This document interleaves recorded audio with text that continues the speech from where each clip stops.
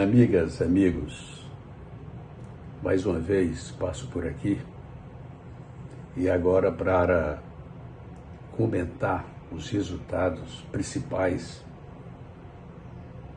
apresentados pela economia brasileira no primeiro trimestre do ano de 2024.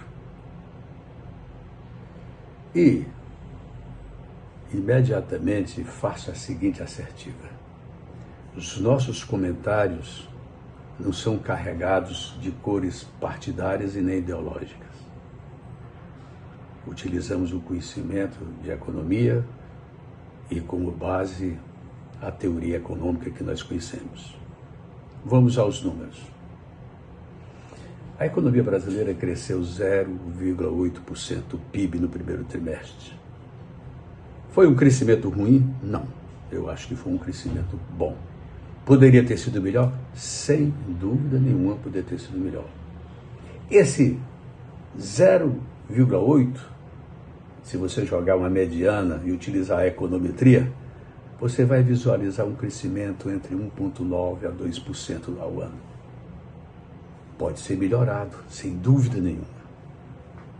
Vamos então analisar de onde é que veio o peso maior para se ter esse 0,8% de crescimento do PIB no primeiro trimestre do ano 2024. Primeiro, a indústria não contribuiu, caiu 0,1%. Segundo, o setor de serviços cresceu 1,4%, contribuiu. O investimentos 4,1%, o que significa sinalizar um estoque de crédito de investimento para a economia brasileira, ou de investidores internos ou externos. O consumo da família 1,5%, o consumo do governo 0%. Se somarmos esses números todos, menos 0,1% da indústria, nós temos uma contribuição de 6,99% para esse PIB de 0,8%. Mas se nós pegarmos o setor do agronegócio, ele contribuiu com 11,3%.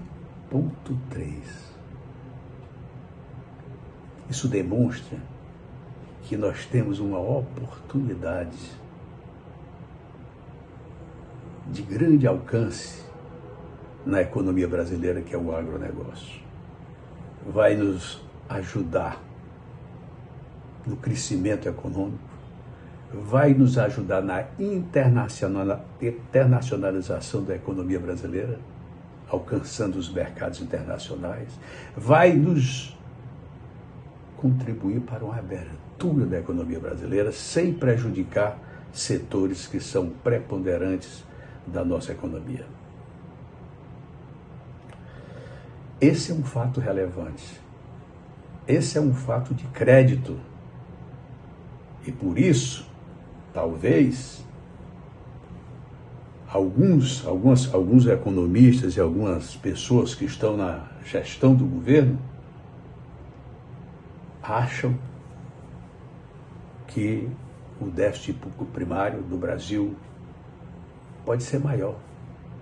Pode chegar, eu vi essa conversa, até perto de 1%.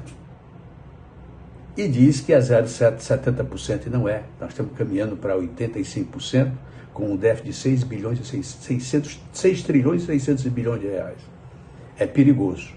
E ainda fazem comparação com as economias europeias, com a Itália, com a Espanha, com a Inglaterra, com a França, e assim por diante. E pegam essas economias que têm um superávit primário acima de 100%. Para isso, fazer um comparativo que lhe permita dizer que a gente pode aumentar o déficit.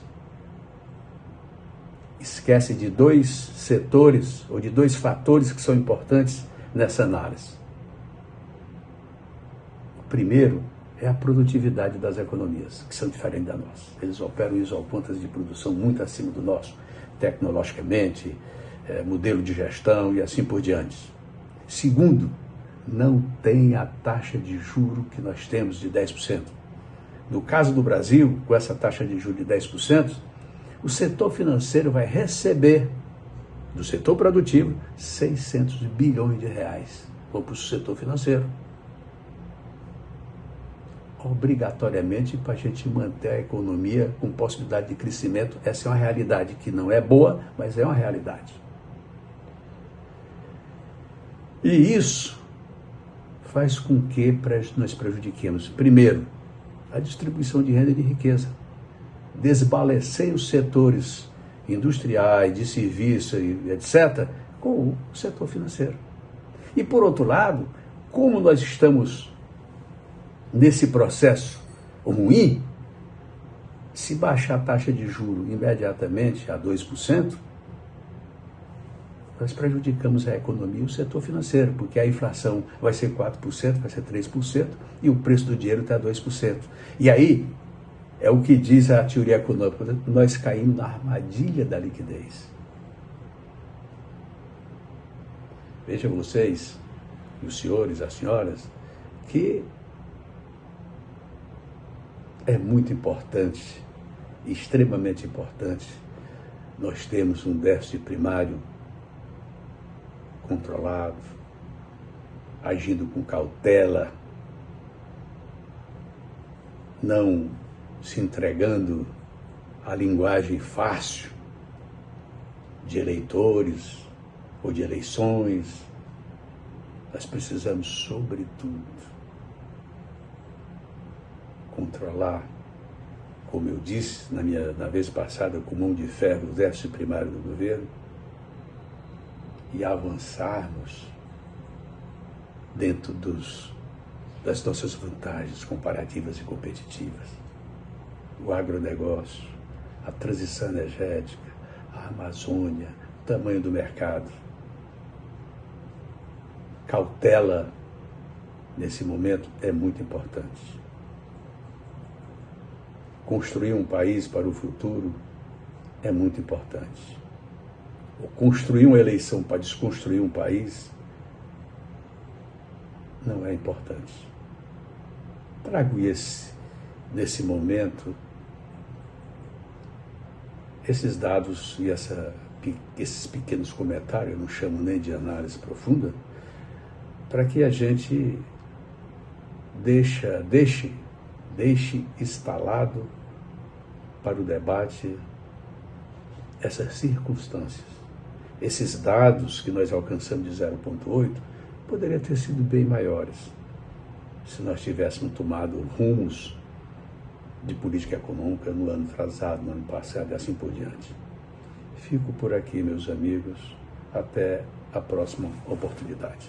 Muito obrigado.